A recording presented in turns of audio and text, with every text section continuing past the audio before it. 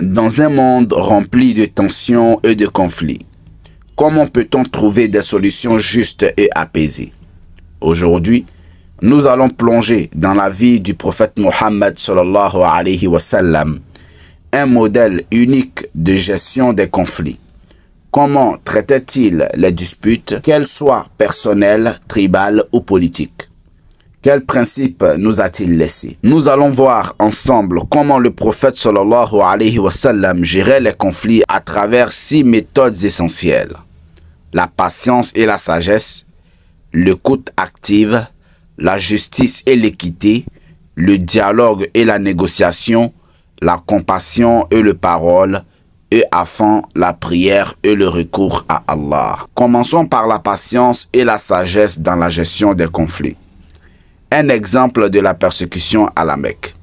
Pendant 13 ans, le prophète sallallahu alayhi wa sallam et ses compagnons ont subi de graves persécutions. Il aurait pu réagir avec violence, mais il a fait preuve de patience et de retenue.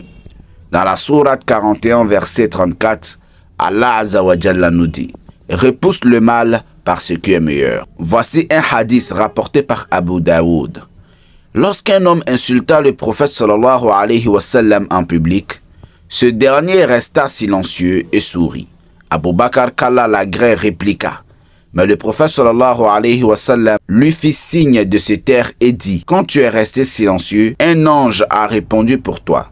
Mais lorsque tu as parlé, l'ange est parti et un shaitan est intervenu. Deuxièmement, l'écoute active et la compréhension des opposants. Un exemple de la rencontre avec Shuhayl ibn Amr lors du traité de Hudaybiyah. Malgré l'opposition des Qurayshites, le prophète sallallahu alayhi wa sallam a écouté attentivement leurs préoccupations et a négocié calmement. Il a accepté de retirer le titre Rasulullah, qui veut dire messager d'Allah, du traité pour éviter tout blocage. Dans la sourate 25, verset 63, Allah Azza wa Jalla dit: et quand il te provoque, sois patient et dis: la paix soit sur vous. Troisièmement, la justice et l'équité, même en temps de crise. Un exemple du conflit sur la reconstruction de la Kaaba. Les tribus de Quraysh étaient prêtes à s'entretuer pour savoir qui placerait la pierre noire. Le prophète sallallahu alayhi wa sallam a trouvé une solution équitable en plaçant la pierre sur un tissu et en demandant à chaque chef de tribu de soulever ensemble.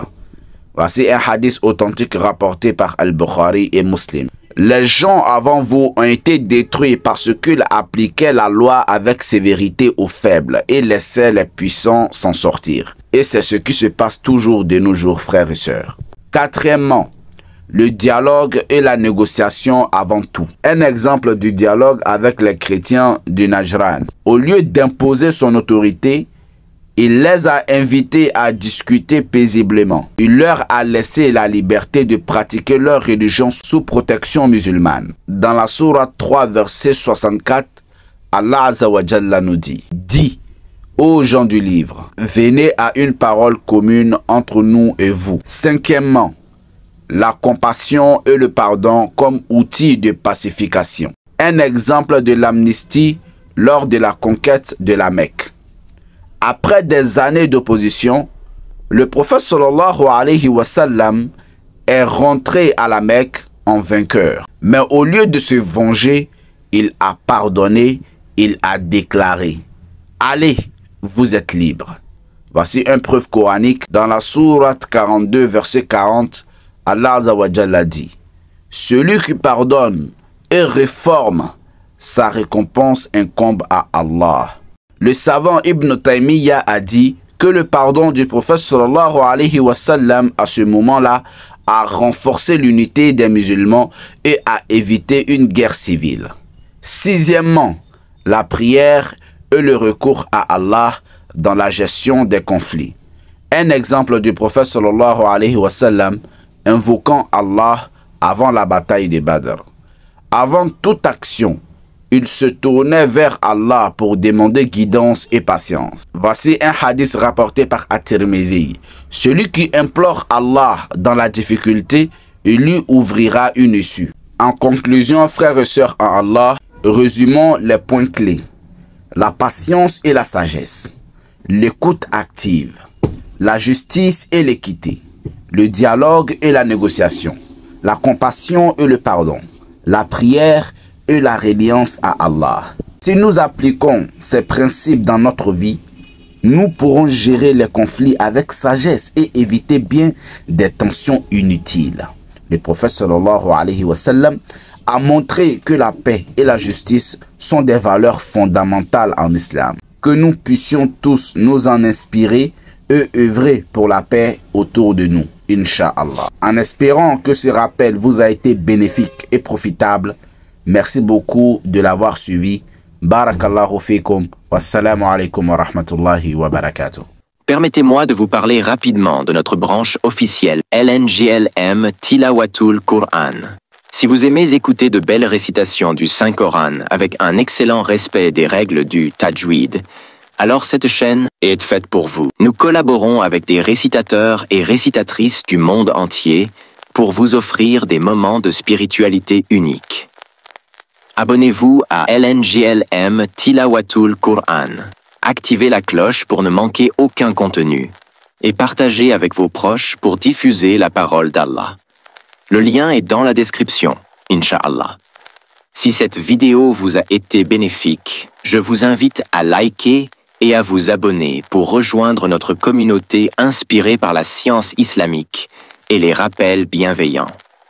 Grâce à vos likes et abonnements, l'algorithme permettra à cette vidéo d'atteindre encore plus de musulmans francophones qui, comme vous, pourraient en tirer profit. En soutenant cette chaîne, vous devenez acteur de notre mission pour répandre davantage de bien autour de nous. Merci du fond du cœur à ceux qui nous suivent et soutiennent notre travail. Chaque geste compte et nous aide à toucher plus de cœurs. Alors, n'hésitez pas à liker et à vous abonner pour ne rien manquer. Barakallahu fikum. L'homme ne voit-il pas que nous l'avons créé d'une goutte de sperme, et le voilà devenu un adversaire déclaré? Il cite pour nous un exemple, tandis qu'il oublie sa propre création. Il dit: qui va redonner la vie à des ossements une fois réduits en poussière? Dit: celui qui les a créés une première fois leur redonnera la vie. Il se connaît parfaitement à toute création. C'est lui qui, de l'arbre vert, a fait pour vous du feu, et voilà que de cela vous allumez. Celui qui a créé les cieux et la terre, ne sera-t-il pas capable de créer leur pareil? Oh que si! Et il est le grand créateur, l'omniscient. Quand il veut une chose, son commandement consiste à dire « soit » et « c'est ». Louange donc à celui qui détient en sa main la royauté sur toute chose, et c'est vers lui que vous serez ramenés.